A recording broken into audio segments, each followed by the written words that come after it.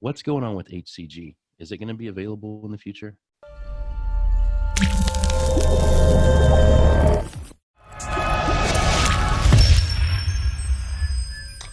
Huge question of the day. The feedback, and I'm talking from everybody from your smallest pharmacy to your largest pharmacy, like Empower or Wells, these huge ones. The consensus is HCG was never the target of the FDA. The main target was stopping compounding pharmacies from making HGH. Some of these things get dragged in, and it's now considered a biologic. Some pharmacies, like Wells, being probably the top 3 in the country, has stopped making it. But numerous other pharmacies, after speaking to their FDA representative, they feel that they're going to continue to make it, like Empower, which is the largest in the country, and a lot of other ones. At the very minimum, if that changed, they've stocked up greatly on it, so I don't see it impacting us to the end of the year. They're really telling me they feel 90 to 95% it's going to be continued to be made. Some of the options, if we lose it, you can still get the pharmaceutical brand that we can prescribe, but you're looking at about a price tag of about $100 more per bottle. Your other option is, and in some cases, Clomid could work, but that's not your optimal product. And then they're coming out, and I think most pharmacies will have it here over the next month. And apologize, I don't know the exact name. It's a peptide. I think it's called Pepkissin. That works very similar to HCG. I'm still looking at a lot of the research and data on it. I'll use it on myself. I have to use myself as a guinea pig because I'm the worst patient you'd ever have every side effect and symptom. So I figure if I could live through it and it works, it'll work for anybody. But it looks very promising for what I've seen. The pharmacies are saying, yes, it does work as good as HCG. Price point will be similar, but I really don't think we're going to have an issue. And if we do, it'll be towards the end of the year. Is HCG necessary for reasons other than fertility? It can be. Fertility, definitely. If you're trying to protect fertility, you want to take it into different measurements. I usually like taking it a little bit higher to be a little safer with fertility, especially if you're going long term. If you tell me you're having a child or want to have a child in a year, not a concern. But if you say 3, 4, or 5 years, that's something you want to use a little higher of a dose, a little different techniques to protect it. As far as, is it necessary to use? I kind of leave that up to the patient. I could tell you, does it stop testicle shrinkage? Sure, it does. Does it stop the FSH and LH from bottoming out? Yes, it does. Does some men feel better on it? Absolutely. Do some men feel absolutely nothing? Absolutely. And there is a small percentage that could feel worse. So it's something I usually tell the patients that's something they need to try on their own to see how it works for them if fertility is not a factor. Yeah. I like that answer. So many guys you absolutely have to have it or you absolutely should avoid it. And it's not black and white like that. And I've been guilty of that myself. It's absolutely necessary for DHEA and pregnenolone and whatever. But yeah, I like the case by case scenario. Yeah, we're all very unique. And I have a lot of patients who come to me who say, doctors say it's this or it's that. It's black and white. I tell you what, if it was black and white, our jobs would be so easy. It is not. It is not. Like, we're all very unique. Random question, but if I sent a vial of testosterone into the stratosphere, would it come back usable? That was probably of a joke question, but you're not going to believe this, but I actually can't answer that. I'm a big science buff. So as long as you put a good little parachute on it that the bottle didn't break or crack, you could. It has to go through the troposphere, which is about -75. Stratosphere is about -32 to 35. And then the ozone layer sits right on top of the stratosphere. So it protects it from the radiation. It's not sensitive to the cold. So as long as the bottle could last, you can inject it and you would be fine. Okay. Hang on a second. Got a visitor? So group member Ian has a question about MCT oil-based cypionate. Can you talk a little bit about that? Yeah, I don't know how many other pharmacies or doctors use MCT oil. I like MCT oil because my preferred dosing is microdosing. And when you're using an insulin syringe, as you know, it can be difficult with grapeseed, cotton, or sesame. Sesame being the worst, cotton being the best, or I'm sorry, grapeseed being the best out of those oils. but it's still difficult to fill. The MCT oil is about 30% thinner. It can be 5 to 10% more absorbable. It was originally created for people who had allergies to the other oils, or because of the thickness of those oils, they had painful injection sites, or they didn't have good absorption. So I like it for those reasons of I prefer microdosing. So it's easier to draw, easier to inject. It usually absorbs better when you're doing it more in the top layers. So that's why I prefer that particular product. Do you prescribe that by default? I usually will, unless, there's different reasons for different pharmacies, different states, but I usually will go to an MCT oil just because even if you're injecting in the muscle once a week, which is not my favorite, it's going to absorb better and you're usually going to have less pain or less knotting. So I usually do go by default to the MCT. Okay. I don't know that I've ever used it myself, but I'd be interested in trying it just for those reasons. I do right now I'm doing 2 injections a week sub-Q, but I've done as many as 5, and I've dealt with the sesame and the viscosity of that, and I use an insulin syringe, so it'd be nice to try.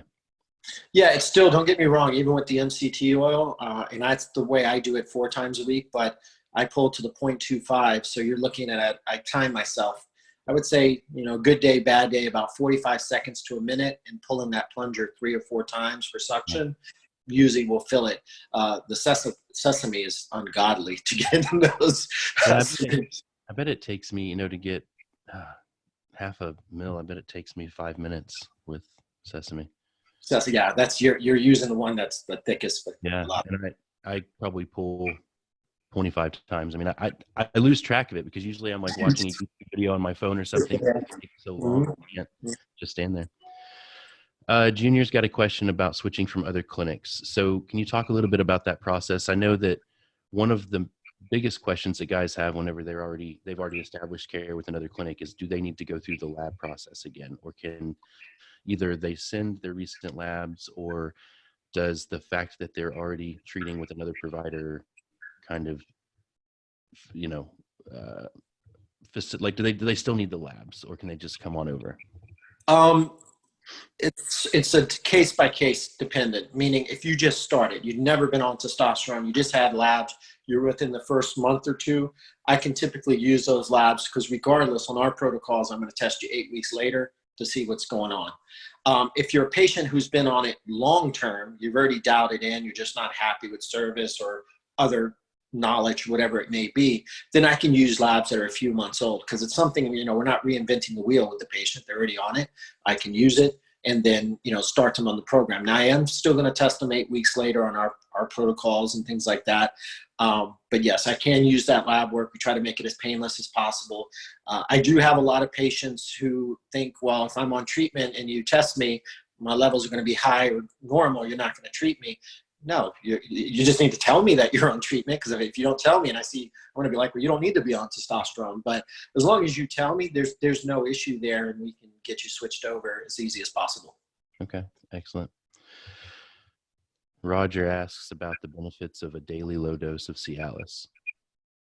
Yeah, as you know, Cialis, you got to make sure you're not having any side effects or it works well for you and things like that.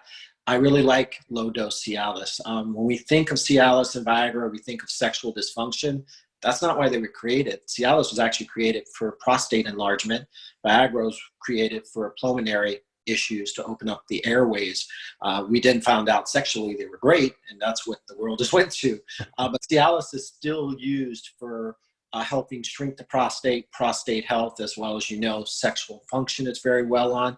But they found out after several years of study, I think it came out about 5 years ago, that actually the low-dose Cialis worked better on opening up your airways, especially people who had pulmonary diseases, than the Viagra. So you have a lot of athletes or competitors who will take Cialis not for the prostate or sexual, but to get 10 to 20% better airways for when they're working out and training. So low-dose Cialis, as long as you're not getting side effects, can be very valuable to you. Interesting.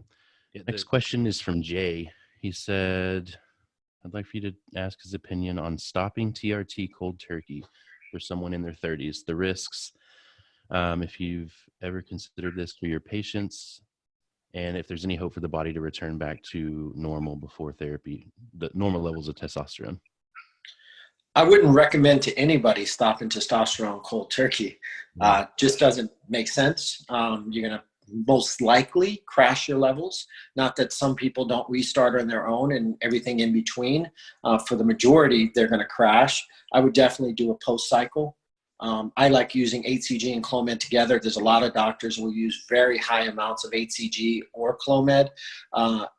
They don't realize, they think, well, I'll push it higher, so I'm going to get better results. You're overloading the receptors and you're getting less results. By using HCG in normal dosings and mixing it with Clomid, you typically can get the body restarted nicely. If you have any worries about fertility, the Clomid hits that FSH releasing hormone a little harder, so you're going to get a little better fertility from it. So I definitely don't recommend stopping cold turkey, always doing a post-cycle to restart your body. Sure. I think what happens is that these guys start TRT with bad doctors, and then 3 months in, they don't feel any different, or they feel worse, so they just want to abandon, jump ship and be done with it. But do you come across many patients that actually need to discontinue treatment for whatever reason? No, not at all. There's very few reasons that would do that. There's a sort of reaction in the prostate. It usually happens with people that already have prostate issue, prostatitis, or these different things, that testosterone, it's almost like an allergic reaction, that it can aggravate the prostate. And the reason why we know this is a reaction is because even if I don't give them testosterone, say I give them HCG and Clomid and stimulate them to make their own testosterone, they'll still have that prostate enlargement. So that's a very unique issue. For the most part, typically, no. If you're doing things right, and sometimes it takes a little bit of time to get it narrowed in, homed in. There's everything from water weight to blood pressure reactions to the way you feel. But here's the thing is, if your testosterone is low and you fix it and you're like, I don't feel a big difference, how do you know there's not something else going on? Low B12, low DHEA, high estrogen. You got to kind of look at all of those variables, balance it out. And if you check off everything and say everything is perfect, very rare would you see that. You'd be like, okay, this is not working for you. But no, usually most of the time it's better on treatment. I'm a big believer with the research that's been out, being above 600 of usable testosterone minimal. Because when you drop below 600, you'll start to see those signs of low testosterone, muscle breakdown, increased chances of cardiovascular issues. So it's not just about your libido and how well you feel. You raise risk factors when the testosterone goes lower. Just to touch on the prostate a little, there's a lot of confusion about, because what I just mentioned about testosterone and the prostate is when you take testosterone, you can get prostate cancer and all these things are going to happen with your prostate. What I see for most patients is there's no change. Or the total number can slightly increase but be completely normal. But when you're checking the PSA percentage free, you will usually see that get better, which usually lowers your risk of cancer. It's that calculation ratio. So usually testosterone will help that ratio to give you a lower risk, even though your total number might have went up slightly, but you're still completely normal. Interesting. Yeah, that's something that people are really concerned about is, does it cause cancer? Tyler asks for information on E1 versus E2. He said that you guys spoke about it privately, but he thinks it would be good for the group to know.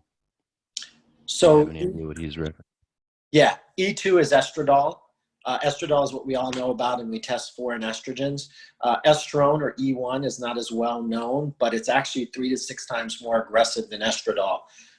Typically, they both travel in their windows together. Meaning when I look at your estradiol, if I look at your estrone, they're kind of sitting in the same spots for their particular windows. There's sometimes that estrone will just go crazy. Most of the time it's when synthetic products are used or street products, synthetic oils, certain other types of steroids will make that estrone shoot through the roof. So you might be saying, I'm getting all of these estrogen signs or I'm getting gynecomastia, but my estradiol is perfectly normal. And if you look at that estrone, it could be through the roof. I do say that's one of those that are kind of your worst case scenario, because it's one of those things, in order for us to fix you, it's, especially if you have gyno and you need to fix it correctly, it's going to get worse before it gets better, because there is no medication that can target one single estrogen. So that means when I'm bringing down your estrone, I'm probably going to bottom out your estradiol until we get you rebalanced. But then, you know, if you're triggered it that bad, you have no choice at that time. Sure. Okay. John wants to know what you think about using aromatase inhibitors.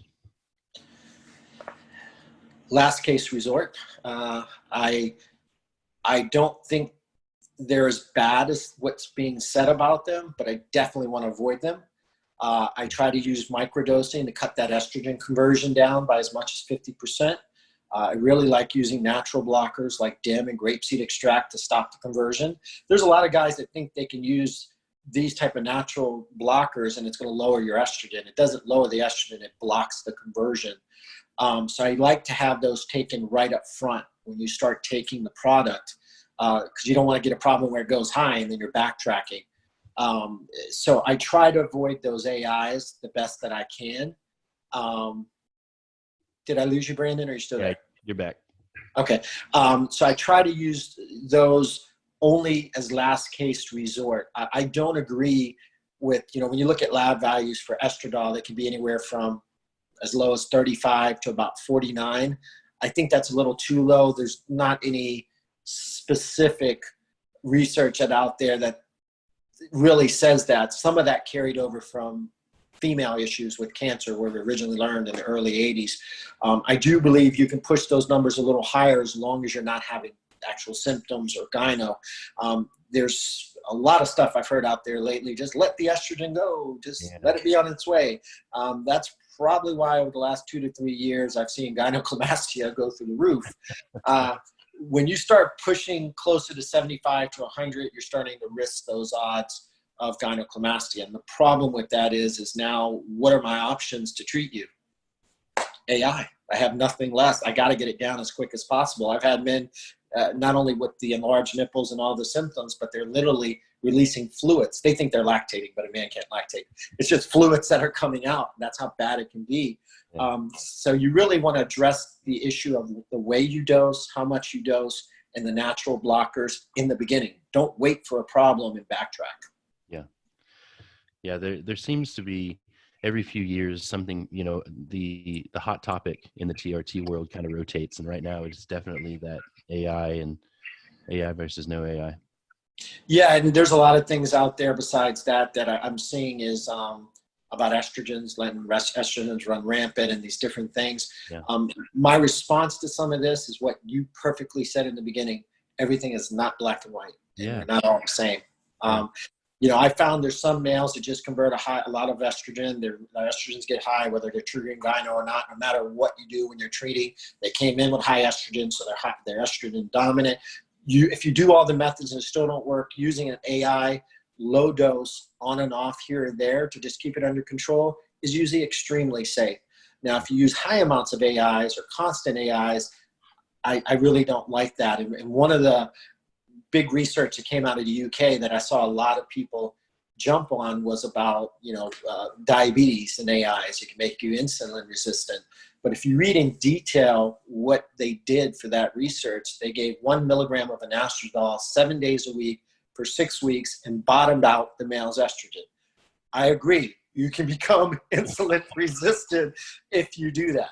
So that's where I saw a lot of people jump on that headline and run with it without looking at the full research. So I just don't think it's black and white, like you said, and it could be some safe ways to do things. I've actually heard from patients that have treated with doctors for TRT that are prescribing close to that, you know, 1 milligram 5 times a week, something, you know, 4 or 5 milligrams a week of anastrozole. And it's been a few years since I've heard anything that outlandish, but it's always made me upset. Still happening. If you were sitting where I am, you'll see it all the time. And I'm just trying to take a deep breath and not go off and try to explain it like, oh my God. Even for the polarizing folks that are just completely anti or completely for it, the perspective that I take in any medical view is that I want to take as few medications as possible to achieve the results, you know? So if I can do TRT and not need an AI, I'm going to try to do it. And if that means I inject a couple more times a week, that's what I'm going to do. Totally agreed with you. When you're, depending on who you're working with, they're concerned about liability and keeping you within a certain number, because technically, if you're over that number, there's some liability there because you're not in the scale we're prescribed to do on. Some of it, unfortunately, is sales. I'm selling you more. Yeah. I've seen places come in and give higher amounts of testosterone, which means that they're trying to protect fertility.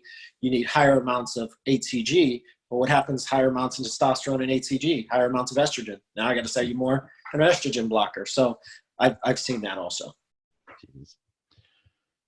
Travis asks about the best method for backfilling hormones. And yeah, he's not talking about backfilling syringes. Not sure what he means. He's talking about there's a belief when you take testosterone that they could cause a kind of a domino effect to make other hormones go off. Shut down the HPTA and then you lose out on the DHA. Okay, so what's your stance here? I really, if it ain't off, don't treat it, because you don't know if you're going to be that patient. For most patients, it's not going to affect the DHEA and these other things. Some it could, and if it does, then you can treat. But there's a kind of a mindset of, well, I'll do it in the beginning. I do agree certain things in the beginning. Use the natural estrogen blockers and dose correctly on testosterone. Attacking a hormone that you don't know if it's going to go down or not, I don't agree with it. If you start to see a drop, definitely you could say there's some effect happening here. Let's try to start back-ending and getting that dose up. But I wouldn't do it unless you're actually seeing a drop in the numbers that it's affecting you. Would you recommend, if that were the case and you are lacking DHEA, would you supplement with it with just with something off of Amazon, or is there something that you would prescribe? How would you go about that? Well, we do have a DHEA pregnenolone that we prescribe from our pharmacies. It has the natural fillers in it. It's, what's in it, it's in it because it's coming from a pharmacy. You can use the over-the-counter stuff. The problem is you could, with DHEA, one of the main side effects is acne and oily skin. You can get some more side effects of that, plus you don't know what's in the over-the-counter. But there's a huge price difference between over-the-counter and pharmaceutical. So if you want to try that, and it does work on getting your numbers up without the side effects, by all means, you can do it. The only thing I'm against is the belief with some guys, more is better. Let me do 100 milligrams of DHEA. Don't do that. I don't recommend more than 25 milligrams of DHEA, not only because of the higher risk of side effects. Some of it does convert to testosterone, but some of it does convert to estrogen. So, you don't want to start creating this problem. I recommend 15 to 25 milligrams for men of DHEA with 50 to 100 milligrams of pregnenolone that turns into DHEA without the harmful side effects. Only after labs indicate that you're deficient. Yep. And you don't have to wait till you're actually low. If you're taking your labs and you're seeing, hey, this numbers are slipping, you could probably say, okay, you're that patient that is affecting you. So, I definitely would wait till you see that trend happening, but don't let it bottom out. Gotcha. I think this is the last question. Nicholas says sub-Q versus intramuscular. Thoughts? Yes. So if, like I said, I'm 50, I'm back from the school where you use a horse syringe, 1.5 inches, 18 gauge, has to be deep in the muscle. We've learned a lot since then. So whether it's in the muscle, the fat, or a combination of the both, you typically will absorb it and use it, and it'll work in the same way. There is a small percentage of men, they have an absorption issue when you don't go, when you're going in the top layer of fat or the top layer of muscle, they can get some lumping and absorption issues, and you just increase your syringe size. An insulin syringe is a 5/16 30 gauge. You can go up to your next one as a 1/2 inch 30 gauge, and you slowly trend your way up to see what works for you. But for most patients, the insulin syringe would work fine. I do run into a confusion if when I say insulin, patients immediately think I want it in the fat, go in your stomach. It's kind of my least favorite place because a lot of patients have problems there with knotting and nodules and pain. I like the side of the thigh. And next question is, well, my thigh is all fat or my thigh is all muscle? Doesn't matter. The insulin syringe is just the small way to get it into your body. Yeah. Whereabout are you talking? On the thigh, if it's the best way I can describe it is the outside, never go into the top of your thigh because there's a tissue under there, to the curve or outside of your thigh, below the hip and about 6 inches above the knee. When you're looking at your thigh, you see how your thigh is real thick at the hip, and then it trends down and gets thinner and thinner towards the knee. Mm-hmm. So what you want is that meaty side section, not too high at the hip, not too low where it's starting to go narrow. Typically, most of the time, people really don't have any painful injection sites there. One of the things I always recommend is when you put the insulin syringe in you, is you push and you make a little dent or dimple. But we all have, and we do that as a precaution because we have skin, fat layer, and then muscle. Everybody has different thicknesses of layers. So I usually say make a dent with the insulin syringe wherever you're injecting it and inject it. If you're having an issue, then you can step that up from a 5/16 to a 1/2 inch 30 gauge and see if that works better for you. Okay. I'm going to give the thigh a shot. I haven't injected in my thigh in 5 years, but I'm going to give it a shot because I inject in the belly and I do get knotting and occasional bruising and stuff, but for the most part, it's not an issue. Well, excellent. Where can we find you? How can they treat with you? What do you have going on in Florida? Our main office is in Tampa. We do telemedicine, so we can treat nationwide. There's a couple of states that have some restrictions. You might have to, we send you a sports physical sheet. You have to go get a physical from your doctor, or, something like that. But we do treat nationwide. We treat through telemedicine. Right, our office has been closed down the last month with everything going on, so we're all working remotely right now. But we're able to still make it work. So they can find us on our website, which is matrixhormones.com, or the information you give them with our phone number and call in to treat them and make changing over from any clinics as easy as possible. We try to be as fair as possible with the pricing, but give them the best care. There's patients that've been with us 12, 13 years. Even if they found something that was $50 cheaper a quarter, they like the care they get. And that's what's important, that the patient feels good, they feel confident with their treatment, and they usually stay with us. Awesome. Anything you want to add? Any crazy questions I should have asked and didn't? No, you targeted a lot of the things, the way to inject, the estrogens, AIs, hot topic, injection sites, hot topic, prostate. Those are all really good questions. My only kind of comment that I'll make is we are all different. We are all unique. There's going to be different ways to treat somebody. They all can be right. So, I know a lot of people read stuff or talk to another doctor or hear stuff, or my buddy's doing this.